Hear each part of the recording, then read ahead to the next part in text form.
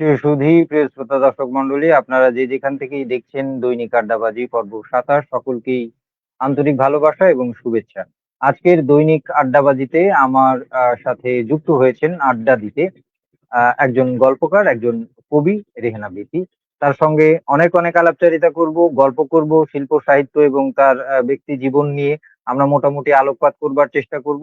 যে যেখান থেকে যে অবস্থায় যুক্ত হয়েছেন, আজকের অতিথির কাছে আপনাদের কোনো প্রশ্ন থাকলে, জানতে চাওয়া, ভালো লাগা মন্দ লাগা থাকলে মন্তব্যের ঘরে লিখে জানাবেন, আমি তুলে ধরবো আজকের সম্মানিত অতিথির কাছে। তো যাই হোক, আমার আমার এই যে আড্ডাবাজি প্রতিদিনকার একটা ফরম্যাট, যে অতিথি থাকেন তার ছোট্ট একটা পরিচিতি দেবার পরেই আমরা আড্ডাবাজিতে চলে যাই। রেহানা বিথি একজন গল্পকার ও কবি। জন্মগ্রহণ করেছেন 1975 সালের 1 সেপ্টেম্বর। জন্মস্থান চাঁপাইনবাবগঞ্জ জেলার মহাডাঙ্গা গ্রামে। রাজশাহী বিশ্ববিদ্যালয় থেকে এলএলবি অনার্স এবং এলএলএম পাশের পর 2001 সাল থেকে চাঁপাইনবাবগঞ্জ জেলা আইনজীবী সমিতির আইনজীবী হিসেবে কর্মরত আছেন। তার লেখালেখির পথ চলার শুরুটা 2016 সাল থেকে। তিনি একাধারে গল্প এবং কবিতা লিখেছেন এবং লিখে যাচ্ছেন। এ পর্যন্ত তার সর্বমোট গ্রন্থের সংখ্যা 3টি। গল্পগ্রন্থ 2টি, আলো আসে ওখানেও, বৃত্তের নিশিচারণ। এছাড়া কাব্যগ্রন্থ 1টি, শূন্যতায় ঈশ্বরের ঠোঁট। যাই হোক, এই ছিল আজকের অতিথির ছোট করে একটা পরিচিতি। আর বাদ বাকি পরিচিতি এবং গল্প অতিথির সাথে আমরা দেব। আপনারাও অধীর আগ্রহে বসে আছেন অতিথির কথা শুনবার জন্য। তো কেমন আছেন? জি, ভালো আছি। আপনি কেমন আছেন? আচ্ছা। আ এই আমিও আছি আরকি। বেঁচে পড়তে আছি বিধায় এখনো চেষ্টা করছি এই আড্ডাবাজি দেবার, ভালো থাকবার এবং যারা দেখে তাদেরকেও ভালো রাখবার। তো যেটা হচ্ছে, শ্রোতা দর্শকদের সাথে আপনার কুশল বিনিময় করুন ছোট করে। শুভেচ্ছা বক্তব্য।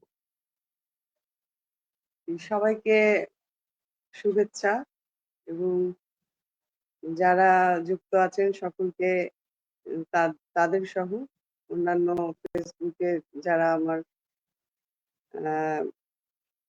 বন্ধু আছেন সকলকে আমি আন্তরিক শুভেচ্ছা জানাচ্ছি এবং সাথে থাকবার জন্য অনুরোধ করছি।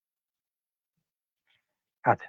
তো যাই হোক, অনেক ধন্যবাদ। আমাদের কুশল বিনিময় পর্বের পরে আমরা ১ম এ অতিথির কাছে আমরা একটু শুরু থেকে শুরু করি। ছোট করে হলেও, যে আপনার এই যে শিল্প সাহিত্যে যে আমরা দেখলাম পরিচিতিতে আমিও পড়লাম বা আমিও জেনেছি যে ২০১৬ সাল থেকে পথ চলাটা শুরু। এটা কখন কিভাবে শুরুটা হলো? কি কারণেই বা হলো? বোধহয় একটু দেরি করেই শুরু হয়েছে আপনার জীবনে। তো আমরা জি, একটু সেই গল্পটা শুনে আসি। ধন্যবাদ। আসলে মানে লেখাপড়া শেষের পরে মানে হুম, আমি ইউনিভার্সিটিতে সেকেন্ড ইয়ারে পড়ি যখন তখন আমার বিয়ে হয়। আচ্ছা, তারপর পড়াশোনা শেষে তারপর সন্তান, সংসার এগুলোতে জড়িয়ে পড়ি। জড়িয়ে পড়ি মানে বেশ ব্যাপকভাবেই জড়িয়ে পড়ি। তারপরে আচ্ছা, আচ্ছা। মানে মনে পেশা, নিজের পেশাগত জীবন সবকিছু মিলিয়েই জীবনটা একটা একপেশে হয়ে যায়। মানে আ একটা একটা আনন্দ ধরা বাঁধা রুটিনের ভেতরে চলতে থাকে। হ্যাঁ, রুটিন রুটিন হ্যাঁ, হ্যাঁ। জীবন। আচ্ছা, তো তার আচ্ছা, মধ্যে মনে হয় সম্ভবত 2015 সালে আমি ফেসবুক আ আইডি খুলি আরকি। সেই সময় আচ্ছা, আ কলকাতার একটা গ্রুপ আছে শনিবারের আসর। আচ্ছা, ওইখানকার ওই গ্রুপের অ্যাডমিন পার্থ সেন উনি উম বললেন যে, "আপনি লেখালেখি করেন?" তাই আমি তো ওইভাবে লেখালেখি করি না। আগে তো পড়াশোনা করতাম। বই পড়েছি প্রচুর। অ্যা পরবর্তীতে পড়ার অভ্যাসটাও ছুটে গেছে। সংসারে উম এই এ জব এইসব মিলে পড়ার অভ্যাসটাও নাই। তো বলছে যে, "তাহলে গ্রুপে এসে লেখাগুলো পড়েন আপনি।" ওই পড়তে হুম, এই বিভিন্ন জনের লেখায় কমেন্ট করতে টুকটাক ২-১ টা ছোটখাটো কিছু লিখতে লেখার মধ্যে চলে আসি আরকি।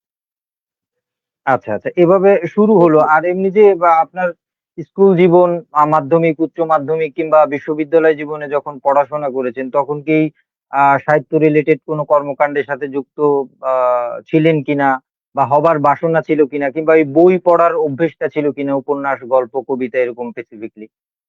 না, পড়ার অভ্যাস আমার ছোটবেলা থেকেই বই পড়ার অভ্যাস। আচ্ছা মানে আমার আব্বা খুব চাইতেন যে সবকিছু আমরা পড়ি, জানি। উনি বিভিন্ন রকম বই আমাদেরকে কিনে দিতেন। সেটা একটা অভ্যাস। নিজেও কিনেছি। একটু যখন 9-10 এ পড়ি, সেই সময় আম অন্যান্য বন্ধু-বান্ধবদেরকে দেখে তাদের কাছ থেকে নিয়েছি কিংবা নিজে কিনেছি, কিনে পড়েছি। তারপরে আবার যখন উম ইন্টারমিডিয়েটে পড়ি, সেই সময় বিশ্ব সাহিত্য কেন্দ্রে মানে সদস্য হলাম। ওখান থেকে আচ্ছা বিভিন্ন মানে দেশি বিদেশি রাইটারদের অনেক বই পড়েছি। আচ্ছা আচ্ছা। তার মানে পড়ার অভ্যেসটাই ছিল। তো আপনি একজন, তো পেশায় বা পড়াশোনায় যখন আরকি মানুষ বুঝে শুনে আরকি একটা দিকে যায়, বিশ্ববিদ্যালয় জীবন থেকে আইনের সাথে আছে। তো এই যে আইনের মানুষ থেকে আ সাহিত্যে আসার ব্যাপারটা, এটা কি সাহিত্য পড়তে পড়তেই উৎসাহ হলো? নাকি জীবনের একটা, ওই যে বললেন যে একপেশে একঘেয়ে একটা রুটিনের ভেতর ছিল, তার থেকে মুক্তি পাবার জন্য এই সাহিত্যের আকাশে আ বিচরণ করার একটা বাসনা জাগলো? বলতে পারেন অনেকটা তাই। কারণ আম মানে একটা একঘেয়ে জীবনে আর থেকে আমরা নতুনত্ব। স্বাভাবিকভাবে হ্যাঁ, আমরা হ্যাঁ। বেরোতে চাই। সেই আকাঙ্ক্ষাটা আচ্ছা, থেকেই। যে আমরা হয়তো আমার এই জায়গাটা ভালো লাগবে। ওই ভালো লাগা থেকেই শুরু। ভালো লাগার বোধ থেকেই শুরু। তারপর আস্তে, আস্তে দেখা গেল যে ১ম এ একটা গল্প লিখলাম, ছোট্ট একটা গল্প। একটা চোরকে হুম, নিয়ে। ওই হুম। গ্রুপেই পোস্ট করলাম। খুব আ সবাই খুব মানে প্রশংসা করল, ভালো লাগলো সবার। মানে উৎসাহটা ওইভাবেই ধীরে, ধীরে আসলো। তারপরে টুকটাক কবিতা লিখতাম না ১ম এ। ১ম এ আমি গল্প দিয়েই শুরু করেছি। আচ্ছা, পরবর্তীতে আচ্ছা। কবিতায় আসি যখন, আম হুম। তখন খুব মানে খুব কি বলবো? মানে কিছু আজেবাজে কবিতাও লিখে ফেলেছি। মানে যেগুলো কবিতা হয় না, না। না, এই অকবিতা সব কবিরাই তাদের জীবনে অনেক অকবিতা লেখেন, আর শুরুর দিকে বেশিই লেখেন। পরে যখন তাদের বোধ শানিত হয় এবং জানাশোনা বোঝাপড়াটা আ বাড়ে, আ পর্যবেক্ষণ বাড়ে মানুষ সম্বন্ধে, শিল্প সাহিত্য সম্বন্ধে, তখন সে কবিতার দিকে আসলে বেশি ঝোঁকে। তো আপনি যেহেতু, আপনার কাছে অসংখ্য গল্প আরো বেশি বোধহয় এজন্য জমা হয়, আপনার অসংখ্য ক্লায়েন্ট বা আসে, তো তাদের কাছে নিত্য নতুন গল্প। সেজন্য আপনি যে ১ম এ বললেন যে, "আমি ১ম এ একটা চোরকে নিয়ে গল্প লিখলাম।" আ তো আপনার পেশারও কিছুটা প্রভাব দেখা যাচ্ছে, দেখতে পাচ্ছি। তো গল্প যেহেতু আছে, কবিতায়ও তো একটা গল্প থাকে, টেক্সট থাকে, দর্শন থাকে। সব আ হ্যাঁ, হ্যাঁ। শিল্প সাহিত্যের সব জায়গায় থাকে। তো আপনি যেহেতু দুটো মাধ্যমে কাজ করছেন, গল্প শুরু করেছেন গল্প দিয়ে, কবিতায়ও আছেন। তো এখন কি আপনার মনে হয় আ গল্পের মাধ্যমে আপনার কথা কিংবা গল্প বা দর্শন বলতে ভালো লাগে, না কবিতায় বেশি ভালো লাগে? আমি মূলত গল্পতেই থাকতে চাই আচ্ছা, এবং আমার ভালো লাগার জায়গা, ভালোবাসার জায়গাই হচ্ছে গল্প। কিন্তু আচ্ছা, আচ্ছা, আচ্ছা। আমার পেশাগত কারণে এত বেশি ব্যস্ত হুম, থাকতে হয় যে আমি সময় সময় কভার করতে পারি না। যে একটা কিছু লিখতে গেলে সেটার জন্য একটা মনোযোগ ধরে রাখতে হয়। সেই ধরে রাখাটা হয় না। টায়ার্ড থাকি। আচ্ছা, আচ্ছা। আর আ তারপরে মানে এই তো সং সংসার সংসারের কাজ, হ্যাঁ, হ্যাঁ, বাইরের আরো কাজ টানাপোড়েন এবং সব অনেক মিলিয়ে ব্যস্ততা হ্যাঁ, থাকে। হ্যাঁ, হ্যাঁ। অনেক না, মিলিয়ে এটা এটা আসলে জীবনে শিল্প সাহিত্য মূলত হচ্ছে কি, ভাবনার জন্য অবসর দরকার। যে যেভাবেই দেখুক। ঠিক আছে? তো হুম, যখন তাই। জীবনে অনেক বেশি গতিময় এবং ব্যস্ততা বেড়ে যায়, জীবনের আনুষঙ্গিক অন্যান্য আ চিন্তা ভাবনা মাথায় ভর করে, তখন ওই যে শিল্প সাহিত্য এবং নতুন কিছু ক্রিয়েটিভ ভাবনার জন্য যে অবসরটা, ওটা না পেলে ঠিক যেন নতুন কিছু ধরা দিতে চায় না, আসতে চায় না। এটা যারা সৃজন কর্মের সাথে জড়িত আছে তারা মোটামুটি এটা উপলব্ধি করতে পারবে। তো যাই হোক, শ্রোতা দর্শক মন্ডলী, আপনারা যারা যুক্ত হয়েছেন কিংবা লাইভ অনুষ্ঠানে যে ব্যাপারটা থাকে মাঝে মাঝে ঢু মেরে যান, আবার একটু পরে আসেন, কিংবা পরবর্তীতে দেখবেন। দৈনিক আড্ডাবাজি 27 পর্বত পক্ষ থেকে সকলকে অনেক অনেক ভালোবাসা। সাথে অতিথি হিসেবে আছে একজন গল্পকার, একজন কবি, রেহানা বিথি। তার সাথে আড্ডা দিচ্ছি, তার কবিতা শুনবো। যেহেতু গল্প অনেক দীর্ঘ একটা ব্যাপার, সেটা শোনার সৌভাগ্য হচ্ছে না। তো আমরা কবিতা শুনবো। আর প্রথমেই তার বইগুলোর নাম উল্লেখ করেছি। তার গল্প যারা পড়তে চান, আশা করি বইগুলো সংগ্রহ করে পড়বেন এবং আপনারা মূল্যায়ন করবেন এবং আপনাদের ভালো লাগা মন্দ লাগা জানাবেন। তো যাই হোক, অতিথির কাছে আপনাদের কোনো প্রশ্ন থাকলে, জানতে চাওয়া থাকলে মন্তব্যের ঘরে লিখে জানাবেন। আমাদের আড্ডা চলছে এবং চলবে। তো যেহেতু মোটামুটি আমরা কিছু প্রশ্ন উত্তরের ভেতর থেকে, আড্ডাবাজির ভেতর থেকে গেলাম, আমরা কি একটা কবিতা শুনতে পারি কিনা আপনার? কি কবিতা শোনাবেন আমাদেরকে প্রথমে? প্রথমে আমার বইয়ের প্রথমেই যে কবিতাটা আছে, ছোট কবিতা, শব্দের গল্প। হুম, চলুন। শব্দের গল্প। মৃদু ভূমিকম্প টের পেলাম, বুঝলাম ওটা সরে যাওয়ার শব্দ। কোনো কোনো শব্দ শুধু আমাদের মধ্যে সীমাবদ্ধ, যেমন চুম্বন। বাতাসের তীব্র ইচ্ছের শব্দ অতীত থেকে বেরিয়ে আসে, ছুঁয়ে দেয়ার মতো করে একটু ছুঁয়ে তারপর ছুটে যায় অনিশ্চিত ভবিতব্যে। প্রবল বর্ষণের পর মেঘলা আকাশে চাঁদ ওঠার শব্দ পেলাম, সেই সঙ্গে তোমার পায়ের শব্দ। আসছো? ধন্যবাদ। বাহ! ছোট করে একটু সুন্দর একটা কবিতা আমরা শুনে ফেললাম। তো এখন যেই ব্যাপারটা আপনার কাছে জানতে চাই, এখন যেহেতু ৩ টে বই হয়ে গেছে, ভেতরে একটা দায়িত্বও কাজ করে শিল্প সাহিত্য নিয়ে। তো বা এই যে শিল্প সাহিত্যটাকে এখন যেহেতু আমার মনে হয় আপনার সাথে মিশে বা কথা বলে আমি যতটুকু জানতে বা বুঝতে পেরেছি, যে উপলব্ধি করেছেন যে এই সাহিত্যটাই করছেন এবং বাকিটা জীবন বোধহয় এ থেকে আর সরার ইচ্ছে নেই। তো এই উপলব্ধিটা আম কি ওই কেন হলো আরকি? কারণ একেকটা পর্যায়ে এসে মানুষের মনে হয় সে তার পেশাগত জায়গা থেকে হোক, নেশাগত জায়গা থেকে হোক, যে কাজটা করে, যে আমি জীবনে আসলে আমার শেষ পর্যন্ত এটাই করতে চাই। তো কখন এটা উপলব্ধি করলেন? এটা উপলব্ধি সবসময়ই করি যে, হুম। না আমার এটা মানে এমন একটা ভালো লাগার জায়গা লেখালেখিটা, যেখান থেকে আসলে বেরিয়ে আসা যায় না। আমি যে এই যে ব্যস্ততার মধ্যে সবাই ব্যস্ত, তার নিজের নিজের ক্ষেত্রে প্রত্যেকেই ব্যস্ত। তারপরেও মাঝে মধ্যে মনে হয় যে না, আমার একটু লেখা দরকার কিংবা লেখা আসে। কোনো কোনো সময় হঠাৎ করে একটা কবিতা লিখে ফেলি কিংবা গল্পের কোনো প্লট মাথায় আসে। এগুলো কিন্তু ভালো লাগার জায়গা থেকেই আসে। ভালো লাগাটা না হ্যাঁ, হ্যাঁ। থাকলে লেখার ইয়েটা আসতো না। আসতো মানে না। হ্যাঁ। এত কষ্ট করে কেন লিখতে যাবো? এটা মনে হতো। না, সেটা তো অবশ্যই।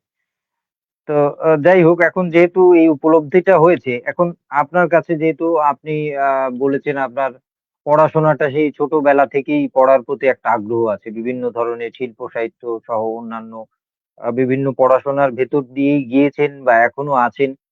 তো সেই জায়গা থেকে যে অতীত ও বর্তমান সময়ের সাহিত্য নিয়ে আপনার মূল্যায়নটা কি? মানে আপনি যেসব সাহিত্য পড়ে বড় হয়েছেন বা এখন যে সাহিত্য পড়ছেন বা আপনিও যেসব সাহিত্য, কারণ আপনি তো এখনের কথাই বলছেন, আপনি যা লিখছেন। তো এটা নিয়ে আপনার মূল্যায়ন কি? আর আপনার আ এই যে সমসাময়িক সাহিত্য, পেছনের বা অতীতের সাহিত্যের চেয়ে কতটুকুই বা অগ্রগতি হলো বলে আপনি মনে করেন? আসলে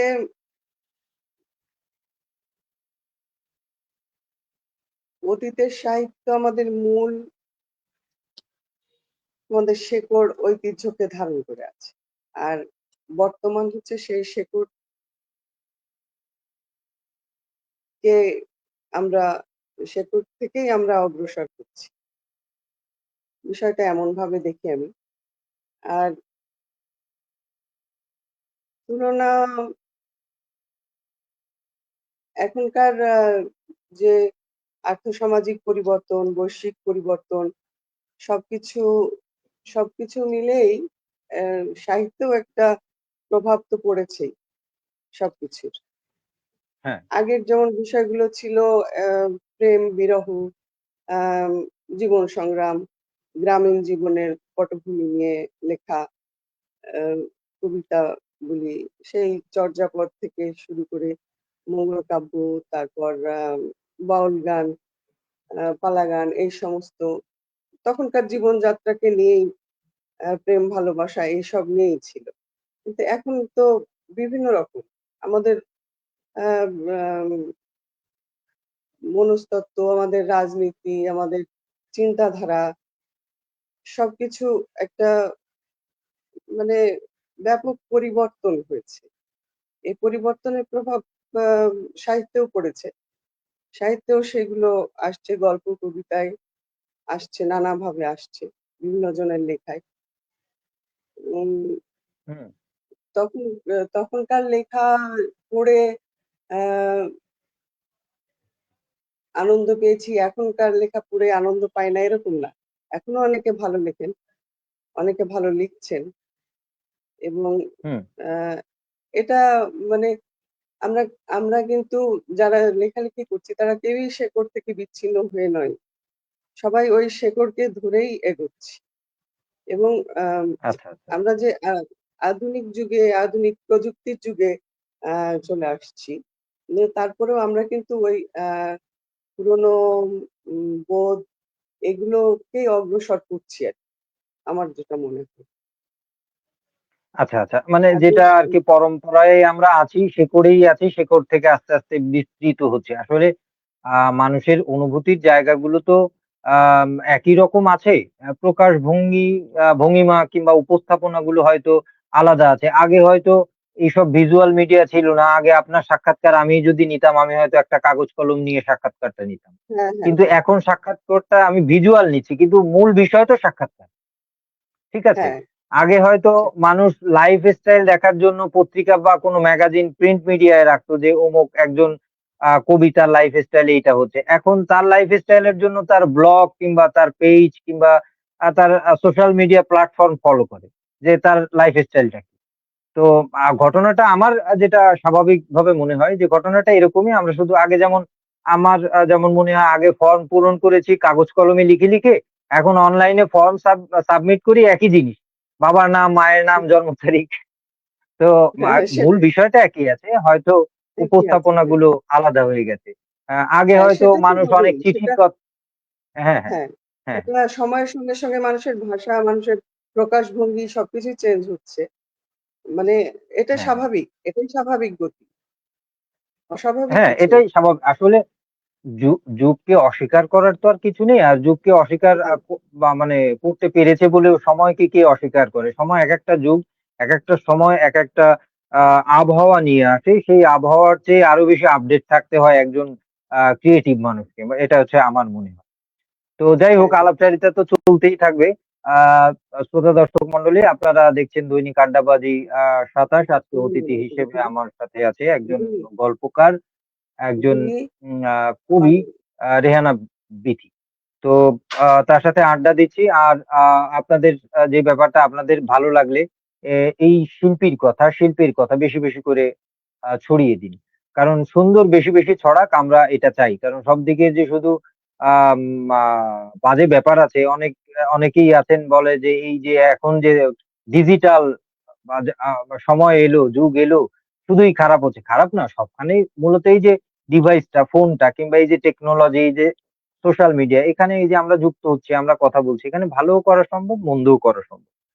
এখন আমরা শুধু মন্দ বা খারাপকে প্রমোট না করে ভালোকেও প্রমোট করার চেষ্টা করি। তো যাই হোক, আ বা আমি চলে যাচ্ছি আপনার কাছে আরো একটা কবিতা শোনবার আ একটা বাসনা নিয়ে। শ্রোতা দর্শক একজনের শুভকামনা জানিয়েছে। আপনাকে অনেক ধন্যবাদ। সাথেই থাকুন। আর রুমা লিখেছেন শুভকামনা। হ্যাঁ, ধন্যবাদ। আরো মন্তব্য আসছে, আমরা দেখে নেব। আর যাদেরকে পড়ছি বা পড়তে পারছি না, ক্ষমা সুন্দর দৃষ্টিতে দেখবেন, লাইভে অনেক সময় মন্তব্যগুলো সরে যায়। তো দ্বিতীয় পর্যায়ে কি কবিতা শোনাচ্ছেন?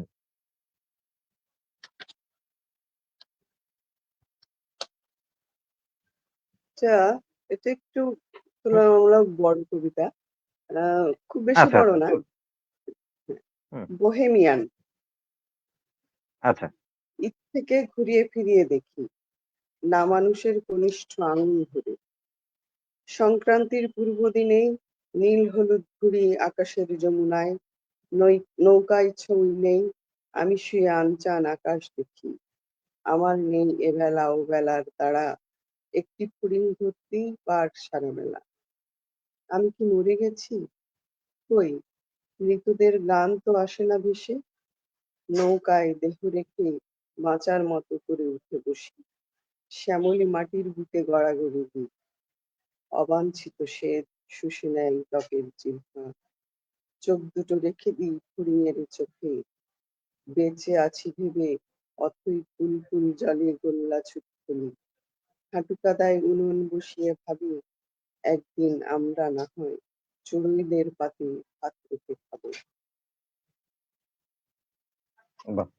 আরো একটা সুন্দর কবিতা আমরা শুনে ফেললাম। ধন্যবাদ আপনাকে সুন্দর সুন্দর কবিতা শোনাবার জন্য। আমরা বোধহয় আরেকটু আলাপচারিতায় যাই। সেটা হচ্ছে যে শিল্প সাহিত্য চর্চা করছেন এবং আপনার পেশাগত দিক থেকে অনেক মানুষের সাথে মিশতে হয়। তো আপনার পর্যবেক্ষণটাও আমার মনে হয় আরেকটু বেশি। তো এই শিল্প সাহিত্যটা ব্যক্তি জীবন, ব্যক্তি মানুষ এবং সমাজ বা সামাজিক বা সমাজের উপরে কি ধরনের প্রভাব বিস্তার করে বলে আপনি মনে করেন? শিল্প সাহিত্য প্রভাব তো আছেই। আমরা যদি কাজী নজরুলের বিদ্রোহী কবিতা পড়ি, বলবীর বল উন্নত মামসির, প্রথম লাইনেই মনে হয় যে আমাদের গায়ে একটা শিহরণ জাগে। আচ্ছা। এই এখন যত মানুষ পড়ার মধ্যে থাকে তত জানে এবং তার বোধ উন্নত হয়। এটা হুম, স্বাভাবিকভাবে আমরা ধরে নিই যে বোধ উন্নত হচ্ছে। মানুষের মনের ভেতরে যে একটা মন আছে, খুব একটা নিবিড় একটা জায়গা, সেই জায়গাটার কিন্তু একটা রূপান্তর ঘটে এই হুম, সাহিত্য, সংস্কৃতি এইসবের সংস্পর্শে থাকলে।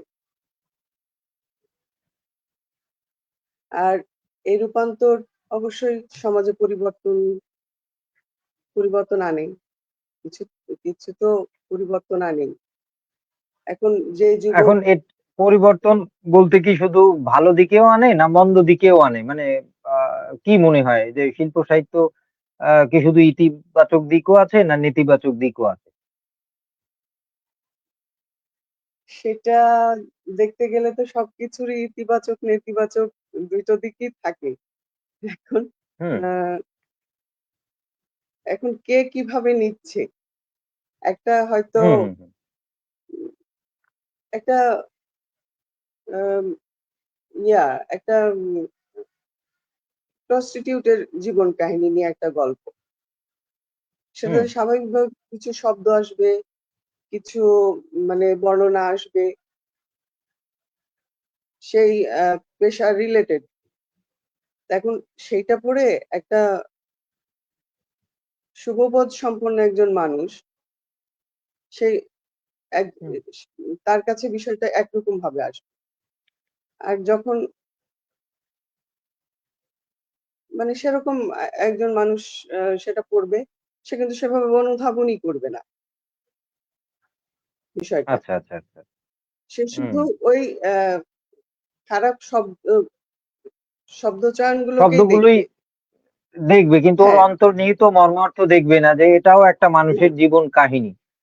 তো হ্যাঁ, এটা হ্যাঁ, তো সেটা গল্পের প্রয়োজনে কিংবা ওই মানুষটার জীবনকে ফুটিয়ে তোলার প্রয়োজনে ওই জিনিসগুলো ব্যবহার বা ওই এলিমেন্টস বা শব্দগুলো ব্যবহার করা হয়েছে। তো এই হচ্ছে ব্যাপার। আরেকটা ছোট করে আরেকটা যে জানতে চাওয়া, এই যে ছোট বড় যে সময়টা ধরে 2016 থেকে যে পথ চলছেন শিল্প সাহিত্যে, এই এতটুকু পথ চলায় কি আপনার প্রতিবন্ধকতার সম্মুখীন কোনো কিছুর কি হতে হয়েছে? আর প্রাপ্তিই বা কি যুক্ত হলো? প্রতিবন্ধকতা না, প্রতিবন্ধকতা নাই। আ সেরকম নাই।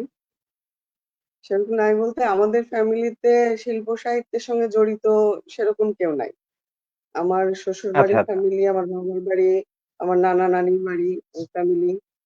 আম তার মানে আপনি মানে একাই অধম আরকি। সবাই এডুকেটেড হ্যাঁ, কিন্তু হ্যাঁ। শিল্প সাহিত্যের সঙ্গে জড়িত কেউ নাই এরকম। তো হ্যাঁ, হ্যাঁ। বলতে গেলে ১ম আমি মানে এই পথে যাত্রা করেছি আরকি। তো মানে ২ সেক্ষেত্রে পরিবারের ভেতরে আমি ১ম পথিক আরকি এই পথে। তো আচ্ছা। উম ১ম এ অনেকে জানতই না যে লেখালেখি করি। পরে বই প্রকাশ হলো, বিভিন্ন পত্রিকায় যখন লেখাগুলো ছাপা হতে শুরু করলো, তখন আত্মীয়স্বজন এরা জানলেন আরকি। উৎসাহই দিয়েছেন এবং আমার চাচা কিংবা আমার আব্বা আমার ১ম বই প্রকাশ হয়েছে তখন আব্বা ছিলেন। উম তখন আব্বা পড়তে পারতেন না। কিন্তু উনি হুম। বইটা নেড়ে-চেড়ে বারবার ছুঁয়ে দেখতেন আরকি যে আমার মেয়ের বই। মেয়ের বই। এটা মনে আচ্ছা, করে আচ্ছা। দেখতেন। হ্যাঁ, বাহ! পড়তে পারতেন আ না সেই সময়। উনার দৃষ্টিশক্তি না বলেন, বয়সের কারণে ইয়া ইয়া হ্যাঁ, হ্যাঁ। ওই কারণে আরকি সেটা পারত না। না এটা হুম, আ ভালো লাগার ব্যাপার। আর আসলে একজন সন্তানের ভালো কিছু হলে বাবার কাছে ওটা কি সেটা পরের ব্যাপার। তার কাছে ওটা হুম, একটা অন্যরকম ব্যাপার থাকে। আর আপনার বাবা যে আপনার বই ধরেছে বা সুযোগ হয়েছে এটাও একটা পরম প্রাপ্তি। এটা আমারও প্রাপ্তি হয়েছে। আমার জি, জি। ছোটখাটো যে কটা বই বেরিয়েছে আমার মা পড়েছে। আমার বাবা সবগুলো পেয়ে যাননি। একটা পেয়েছেন আমার ১ম বইটা। তো উনিও পড়েছেন। এটা আসলেই অন্যরকম ভালো লাগার ব্যাপার। তো যাই হোক কথায়, কথায় সময় বাড়ছে, রাত বাড়ছে। আমরা বোধহয় কি আরেকটা কবিতা শুনে আসি। আ তার আগে একটু দেখি আ সাব্বির লিখেছে শুভকামনা রইলো। অনেক ধন্যবাদ শ্রোতা দর্শক মণ্ডলী। আপনাদের উদ্দেশ্যে আবারও বলি, আপনারা দেখছেন দৈনিক আড্ডাবাজি। অতিথি হিসেবে আছে একজন গল্পকার, একজন আ কবি রেহান আবৃতি। আমরা তার সাথে আড্ডা দিচ্ছি এবং তার কবিতা শুনছি, তার ভালো লাগা মন্দ লাগা শুনছি। তো চলুন আমরা আরো একটা কবিতা শুনি।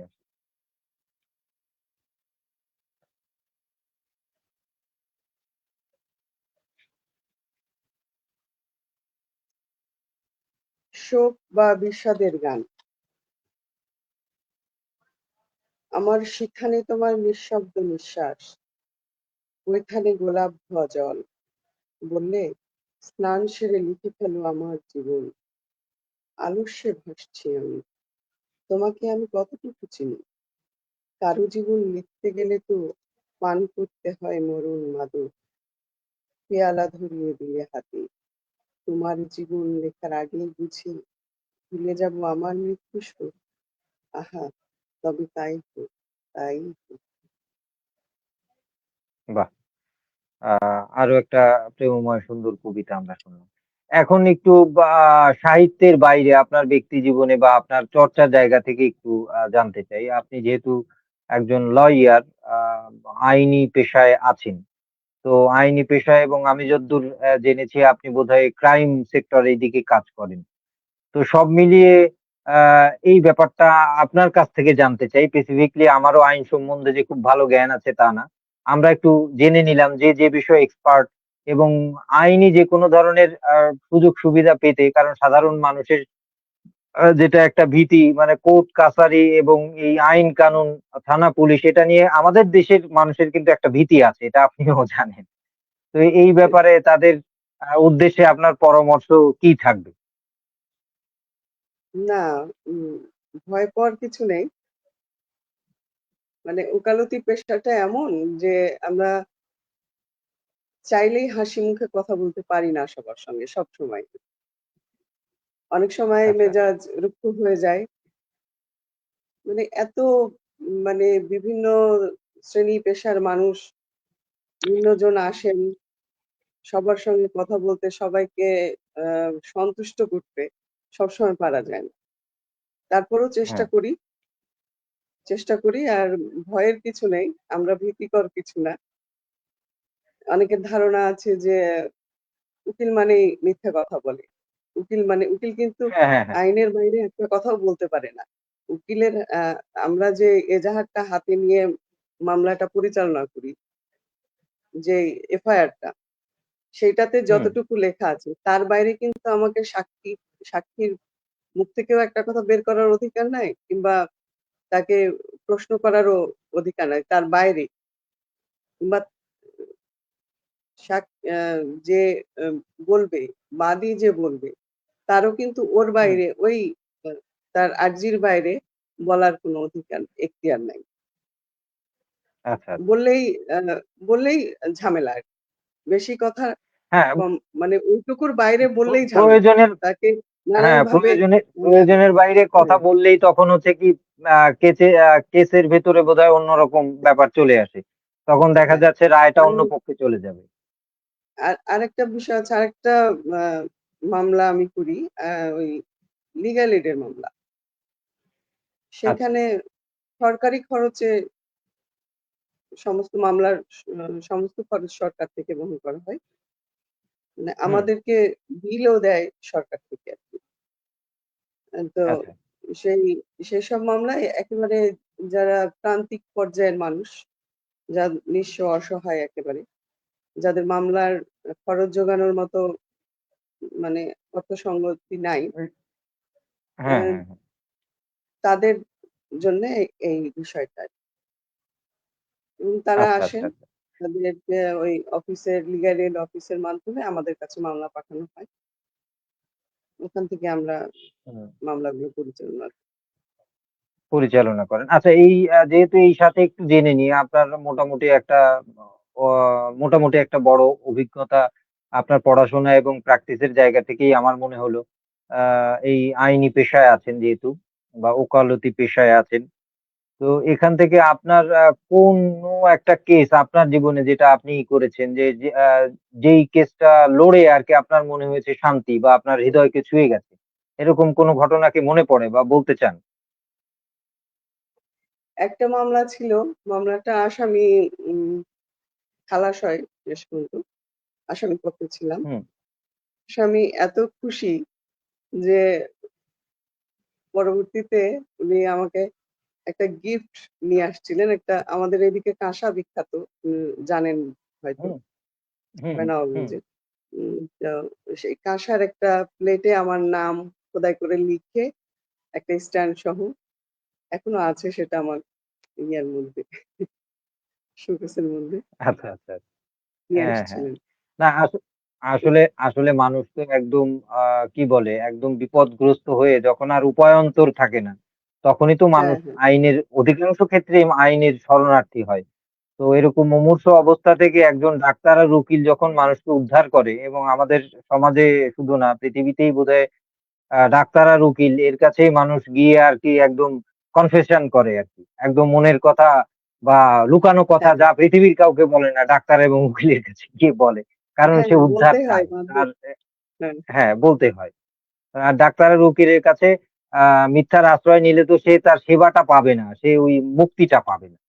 তো তখন হয় কি হ্যাঁ, ওই মানসিক যে একটা প্রশান্তি হয়, তখন সে খুশি হয়ে সে যে কি করবে আর কি করবে না অনেক সময় বুঝতে পারে না। যাক এটা খুব ভালো লাগলো। তো যাই হোক আমরা যেহেতু গুটি, গুটি পায়ে দেখছি নিশাদ আফসারি শুভকামনা জানিয়েছে। আপনাদের জন্য অনেক ভালোবাসা রইলো। আর আপনারা যারা এখনো আছেন বা মাঝে, মাঝে ঢুঁ মেরে যাচ্ছেন, আজকের যিনি অতিথি আছেন তিনি পেশায় একজন উকিল এবং আ শিল্প সাহিত্যে একজন গল্পকার এবং কবি। তার কাছে আপনাদের কোনো জানতে চাওয়া, ভালো লাগা থাকলে আ প্রস আ মন্তব্যের ঘরে তুলে ধরবেন, আমি তুলে ধরব। চলুন আমরা আরো একটা কবিতা আ আ শুনে আসি। যেহেতু আমাদের সময়ও থাকে ফ্রেমের ভেতরে বাঁধা। আ তো সবকিছু মিলিয়ে হয়তো অফলাইনে আড্ডা দিলে আমরা ২-৪ ঘন্টা ৫ ঘন্টা আড্ডা দিতে পারতাম। যেহেতু অনলাইনে আড্ডা দিচ্ছি একটু আ বাধ্যবাধকতা তো থাকেই।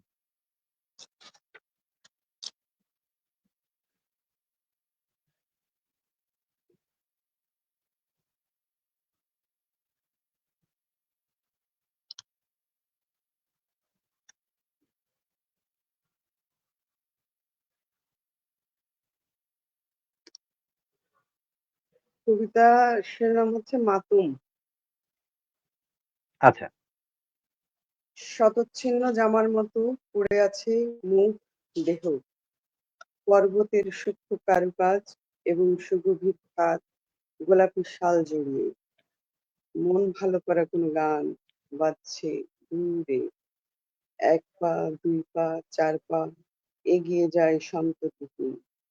এসো উৎফুল্ল বাতাসে একটু কোমর বেঁধে নাচি মাতুমের মতো। বাহ! আ পরিমিত কথায় সুন্দর। আরো একটা ব্যাপার যেটা হলো আপনার সাথে আড্ডা দিয়ে আরকি আ আপনার কথা ছোট, ছোট পরিমিত। এটা বোধহয় আপনার অনুশীলনের ভেতর থেকে এসেছে। আপনার কবিতাগুলো মানে কথা যে পরিপূর্ণ না তা না। কিন্তু ছোট, ছোট অল্পের ভেতরে আরকি সবকিছু বুঝিয়ে দেওয়া। এটা ভালো লাগলো। ঠিক আছে? অনেকেই আছে দেখা যাচ্ছে একটা ছোট জিনিসকে লম্বা টেনে চুইংগামের মতো নিয়ে যায়। আ এটা আসলে তখন মনে হয় যে চর্বিবহুল। তো যাই হোক আমরা যেহেতু আস্তে, আস্তে গুটি, গুটি পায়ে আজকের আয়োজনে একদম সেই দিকে চলে এসেছি। তো আপনার আ আগামী কোনো প্রজেক্ট বা কোনো পান্ডুলিপি নিয়ে কাজ করছেন কিনা নতুন ধরনের সেটা গল্প কিংবা কবিতা আগামীতে কি, কি কাজ পেতে যাচ্ছে আপনার পাঠকেরা?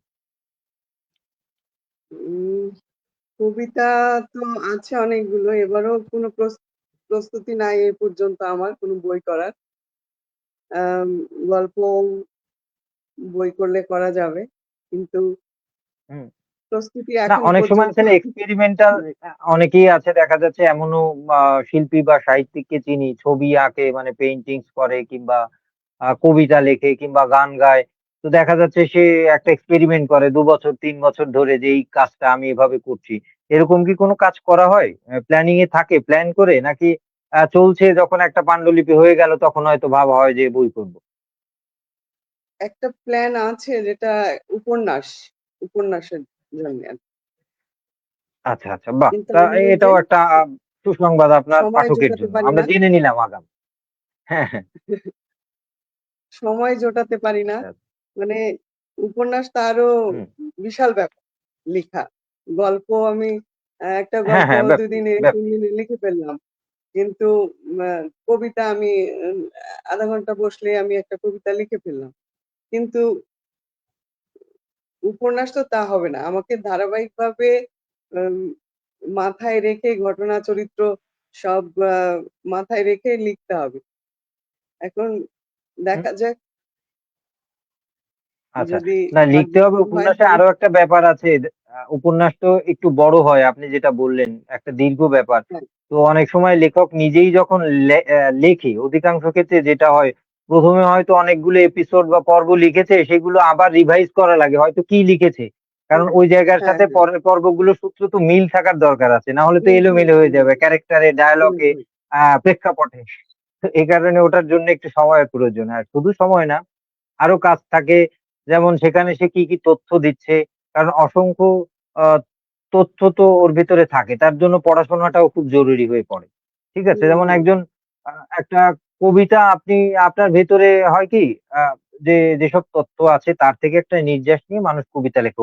ওটার জন্য অনেক পড়াশোনা করতে হয়। কিন্তু হ্যাঁ, একটা হ্যাঁ, প্রবন্ধ লিখতে গেলে মানুষকে কিন্তু গরম, গরম পড়তে হয়। মানে হ্যাঁ, সূত্র দিতে হয়। অনেক বেশি রেফারেন্স দিতে হয়। কবিতায় কিন্তু রেফারেন্স এর ব্যাপারটা নেই যে অমুক কোটেশন, হুম, অমুক ব্যাপারগুলো। তো উপন্যাসেও এরকম অনেক ব্যাপার চলে আসে। অতীত হোক, সমসাময়িক হোক, যে প্রেক্ষাপট বা যে সময়টা নিয়ে সে আরকি তার কাজটা করে। তো যাই হোক শ্রোতা দর্শক মন্ডলী আপনারা দেখছিলেন দৈনিক আড্ডাবাজি ২৭ আজকে আমার আড্ডাবাজিতে আমার সাথে আ সময় দিলেন, ছিলেন রেহানা বিথি একজন গল্পকার, একজন কবি। তার সাথে আড্ডা মেরে আমার ভালো লাগলো। তার কেমন লেগেছে আমরা জানবো। তো আপনারা যারা সাথে ছিলেন অনেক, অনেক ভালোবাসা। তো চলে যাচ্ছি আজকের অতিথির কাছে। আজকের আয়োজনে আপনার বিদায়ী কথন বা বিদায়ী শুভেচ্ছা শ্রোতা দর্শকদের সাথে বিনিময় করুন। বিদায়ী শুভেচ্ছা বলতে উম ভালো থাকবেন সবাই। সাহিত্যের সঙ্গে থাকবেন, শুভ বোধের সঙ্গে থাকবেন। ভালো হোক, মঙ্গল হোক পৃথিবীর, মঙ্গল হোক আমাদের দেশের। সবাই ভালো থাকবেন। আর আমার জন্য দোয়া করবেন। অনেক আচ্ছা, অনেক, অনেক ধন্যবাদ আপনাকে। আপনি আপনার এত ব্যস্ততার ভেতরেও যে আমাকে একটু সময় দিলেন, আমরা আড্ডা মারতে পারলাম। ভালো লাগলো। তো শ্রোতা দর্শক মণ্ডলী, আপনারা যে যেখান থেকে যে অবস্থায় দেখেছেন কিংবা মাঝে, মাঝে ঢুঁ মেরে গিয়েছেন কিংবা পরবর্তীতে দেখবেন কিংবা একবারেই দেখবেন না, সকলের জন্য অনেক, অনেক প্রীতি এবং ভালোবাসা রইলো। দৈনিক আ আড্ডাবাজি আজকে ২৭ ছিল। দৈনিক আড্ডাবাজির নতুন কোনো পর্বে নতুন কোনো অতিথি নিয়ে আপনাদের সাথে দেখা হবে। সেই পর্যন্ত আপনারা যে যেখানে যে অবস্থায় আছেন ভালো থাকবেন, সুস্থ থাকবেন, সত্য এবং সুন্দরের সাথে থাকবেন। এই বলে বিদায় নিচ্ছি। শুভরাত্রি।